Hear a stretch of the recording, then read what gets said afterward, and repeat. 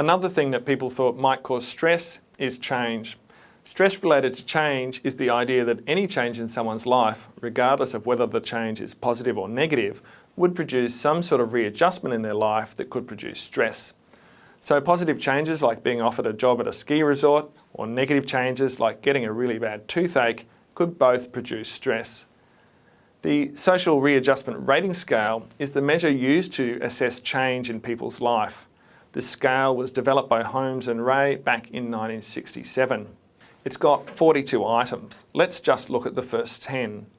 Marriage, troubles with the boss, detention in jail or other institution, death of a spouse, major change in sleeping habits, death of a close family member, major change in eating habits, foreclosure on a mortgage or loan, revision of personal habits, and death of a close friend.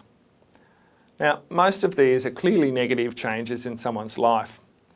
When you actually look at the research and make the distinction between positive events and negative events, there's no evidence that change by itself produces stress. It's mainly negative events in someone's life that produce stress. Positive change doesn't seem to produce stress in the same way as negative change. Now, the fourth thing that people thought can cause stress is pressure. Pressure comes from people's expectations for behaviour. Pressure can come from a variety of sources. For example, from a job where there's expectations to perform in a certain way. From peer group pressure, like going to the school prom because your friends are going. And from self-imposed pressure, or from parents to do well at school. When you look at what produces stress, pressure seems to be more strongly related to the experience of stress than things like change. Pressure seems to be something that does produce stress. As we mentioned, there are 4 types of stress: frustration, conflict, change, and pressure. We've got potentially stressful events like a major exam, a new date, or maybe trouble with the boss.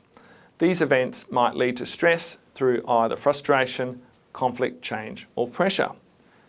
We've talked about the subjective cognitive appraisal, where people's experiences of those events are not always the same. Whether they experience an event as stressful or not is a function of their appraisals, their primary and secondary appraisal. Is this thing a threat to me or a challenge to be overcome? Do I have the coping resources I need?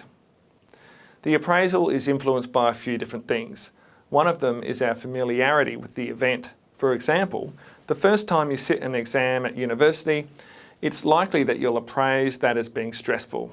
By the time you get to the end of your 3rd year at the same university, it's likely you'll have a less negative appraisal for exams compared to before. And as a result, exams don't tend to produce the same amount of stress as they did before. Controllability and predictability also produce more positive appraisals. We don't find things that are controllable or predictable as stressful as things that are not controllable or predictable. In a moment, we'll focus on how we respond to things that we find stressful.